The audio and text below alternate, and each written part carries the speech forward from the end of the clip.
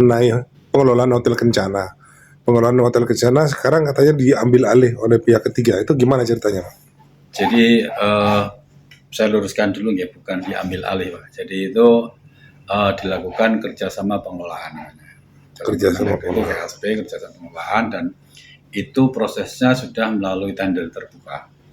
Proses tender membuka, kemudian pemilihannya juga dilakukan secara terbuka oleh kawan-kawan bagian layanan pengadaan.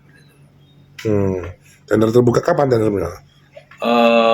Bulan-bulan Desember kemarin, Pak. Awal bulan Desember. Iya. Pemenangnya siapa, Pak? Pemenangnya PT Pelangi Hotel Indonesia. Pelangi Hotel Indonesia. Dia pernah menang di beberapa tempat? Pernah, Pak. Jadi itu kan termasuk bagian dari yang dipersyaratkan di dalam KHK itu adalah salah satunya pengalaman pengelolaan hal yang sama di daerah lain, dan dia memiliki pengalaman. Ya, kenapa ada urgensi diambil alih pihak ketiga? Apa pendapatan tidak menguntungkan apa gimana? Jadi selama ini setelah kita lakukan evaluasi, ternyata pengelolaan Hotel Kencana yang ada di bawah naungan dinas itu antara pendapatan dengan belanja itu tidak seimbang. Dari pendapatan yang kita dapatkan itu tidak cukup untuk menutup operasional, sehingga akan lebih efektif kalau kemudian itu di pihak ketigakan. Dengan model di pihak ketigakan, kita ini akan mendapatkan pendapatan dari sana, baik itu berupa kontribusi tetap tahunan maupun bagi hasil pendapatan yang diperoleh tiap bulan. Kalau pendapatan dikelola oleh Pemda setahun berapa? Target yang kita tetapkan di APBD itu per tahun 500 juta. Capaiannya itu tidak selalu 100%. Pernah 100% sih, tapi kemarin hanya 400 sekian seperti itu. Untuk biaya operasional sendiri kurang lebih dalam 1 tahun membutuhkan kurang lebih antara sekitar 700 sampai 900 juta. Kalau dikelola pihak ketiga itu berapa yang didapat dari Pemda? Jadi kalau pihak ketiga itu yang jelas ini kan sebelum kita proses KSP kan itu kita kan sudah menghitung dengan appraisal. Jadi kita sudah menunjuk pihak ketiga appraisal itu untuk menilai berapa sih kontribusi yang pas untuk aset yang kita punya saat ini. Yang dihitung itu adalah kondisi existing. Ada di situ didapatkan kontribusi untuk totalnya itu selama masa kerjasama kan 10 tahun. Masa kerjasama 10 tahun itu kontribusi tahunan yang diberikan itu kurang lebih 484 juta.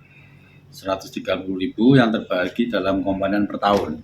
Tahun pertama itu 40,320, kemudian naik terus sampai di akhir itu di 2032 itu 57.390 kondisi tetap. Per tahun ya? Per tahun. Nah, kemudian kita dapat tambahan namanya bagi hasil.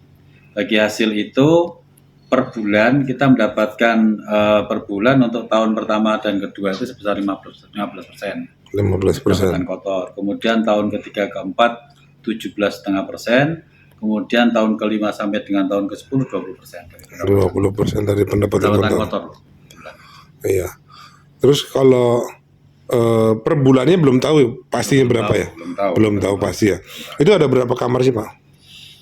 24 apa ya, nggak apa. 24 ya, kalau 24 berarti luas. Tapi yang jelas itu nanti akan dikembangkan menjadi hotel yang setara dengan bintang 3. Kalau sekarang setara ini kan masih Wisma ya, masih Wisma ya. Walaupun namanya hotel tapi sebenarnya bentuknya Wisma. Kalau bintang 3 ada kolam renang atau bagaimana? Ya nanti akan secara bertahap dipenuhi oleh mereka.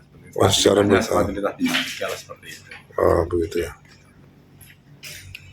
Kalau hotel cuma satu aja ya di Pemda? Sementara satu. Cuma satu ya. Berarti perizinan itu masuk pengelola hotel ya, Pak? Iya. Berarti perpajakan ada apa mereka yang nanggung? Kita terima bagi hasil per bulan itu kita terima gross. Dari gross itu kita terima urusan operasional, pajak dan sebagainya tanggung jawab dari. Iya. Berarti urgensi kenapa diambil alih itu karena kalau dikelola Pemda biaya operasional 700, pendapatannya malah minus 200 ya. Iya, Itu. Oke, makasih.